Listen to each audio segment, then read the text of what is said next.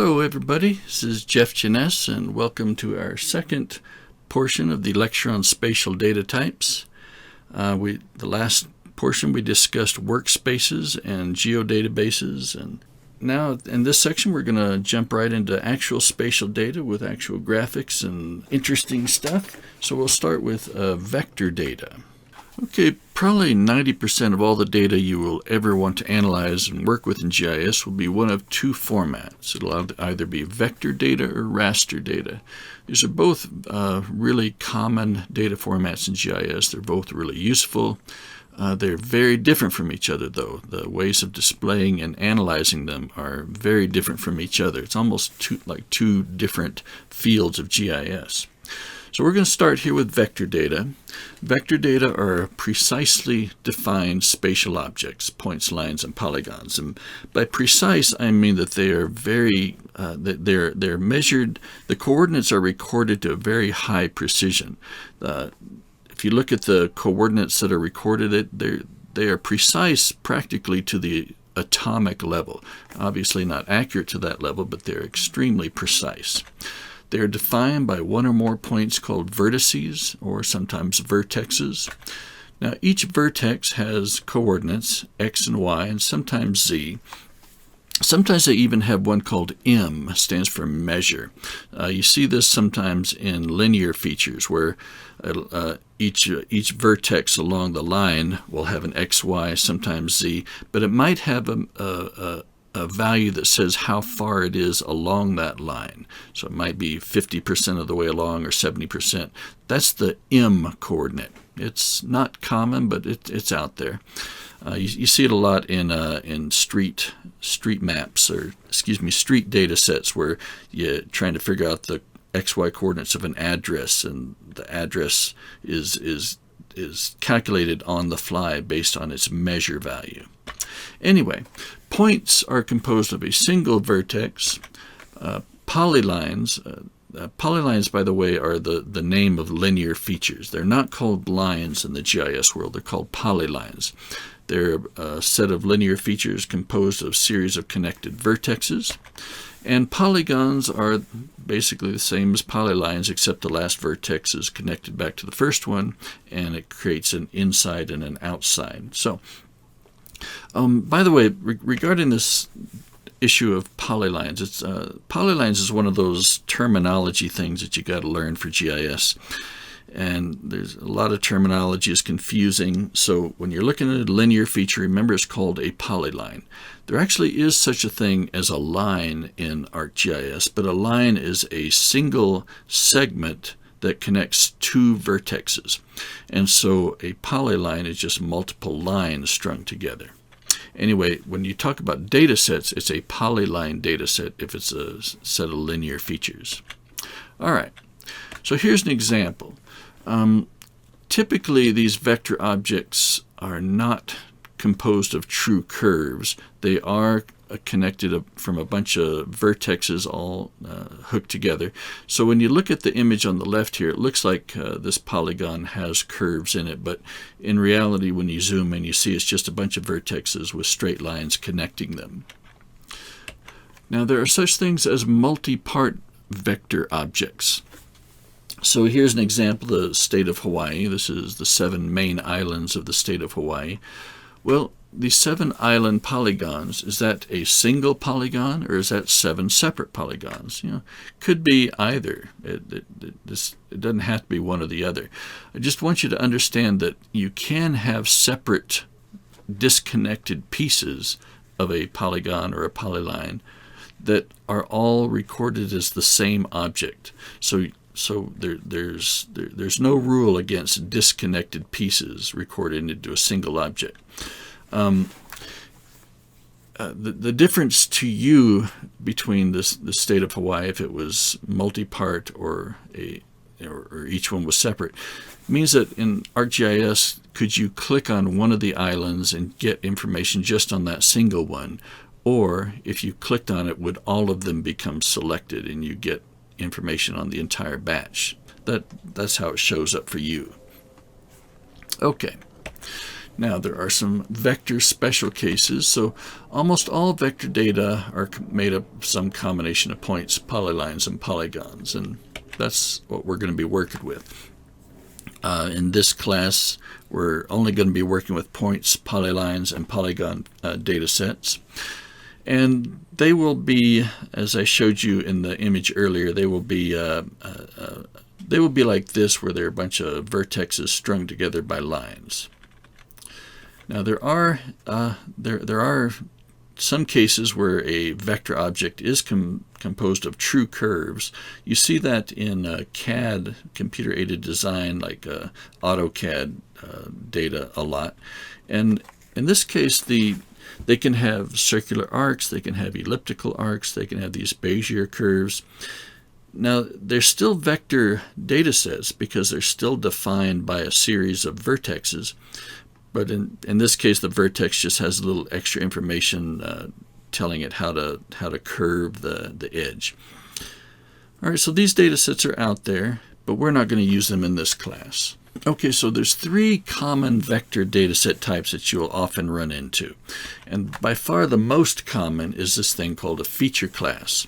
The second most common is probably a feature data set, and you will see a lot of triangular irregular networks. These are usually referred to as TINs. So let's look at a feature class. By far the most common example. Now these are simply a collection of points, lines, or polygons along with attribute data. Now the points, polylines, and polygons, these are called shape types. Any single feature class can only contain a single shape type.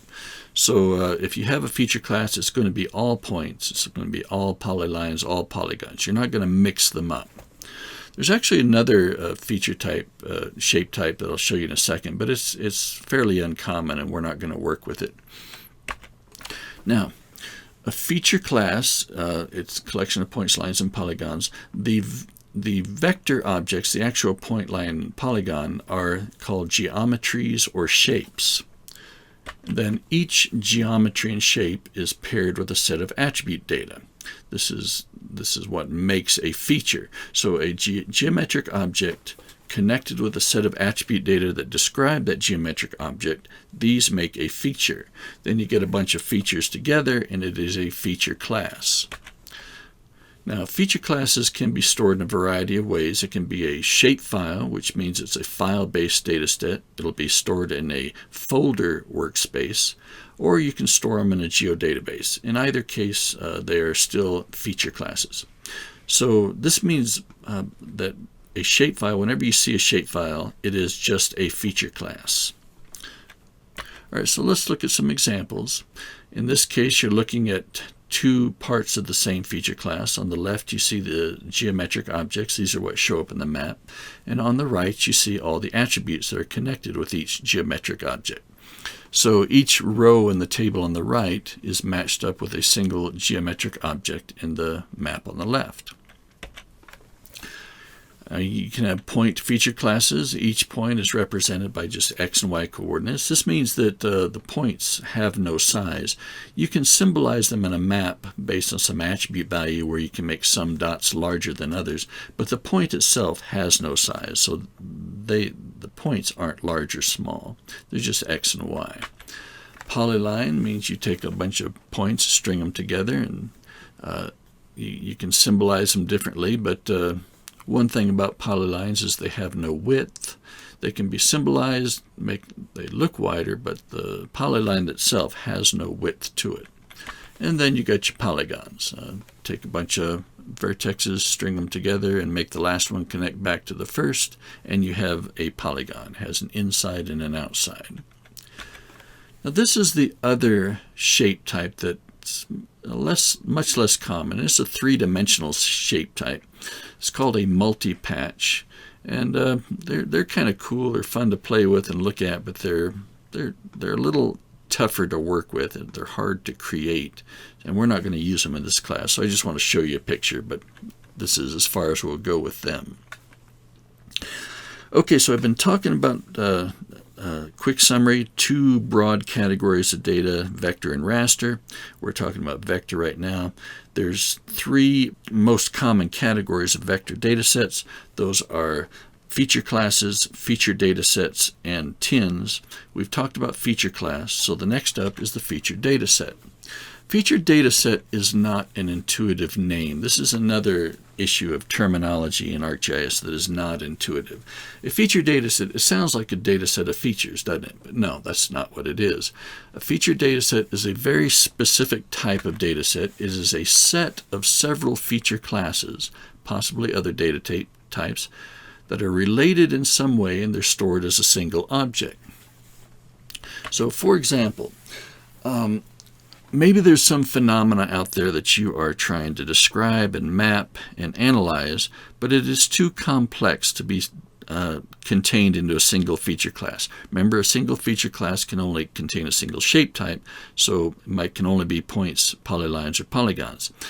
Suppose the thing you're looking at requires more than one of those. A sewer system in a city is an example. Sewer is composed of pipes, and it also requires a lot of point locations that might be pumping stations or whatever type of stations.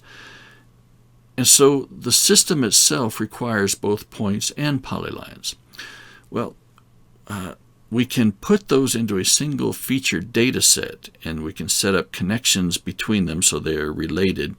And now we can describe these more complicated systems. Feature data sets are almost always stored in a geodatabase. There's a few exceptions. Things called coverages, SDC, Smart Data Compression data sets, and CAD data sets, they're not stored in geodatabases. But typically, feature data sets are in a feature data, in a geodatabase. A shapefile cannot fit into a feature data set because a shapefile is not stored in a geodatabase. Here's an example of a feature data set that I've been working on with a museum in northern Arizona. We're mapping out the Beale Wagon Road through Coconino County. Kind of an interesting history. It was the U.S. Army put in this road back in the 1850s. This is one where they were trying camels to see how they'd work out in Arizona. We have several components of the data. We've got the lat longs of the campsites of the party. We've got GPS locations that the Kaibab National Forest has put together. We've mapped out all the roads from the old General Land Office maps. And all of these together form our data set that describes the Beale Wagon Road. And here's another example of a feature data set. This was one that I was working on to identify the trails and roads in the Grand Canyon region. And you see we have two feature classes that describe the transportation network. Then we have this extra data set called a topology. This is a specialized kind of data that just helps us identify where trails don't connect properly.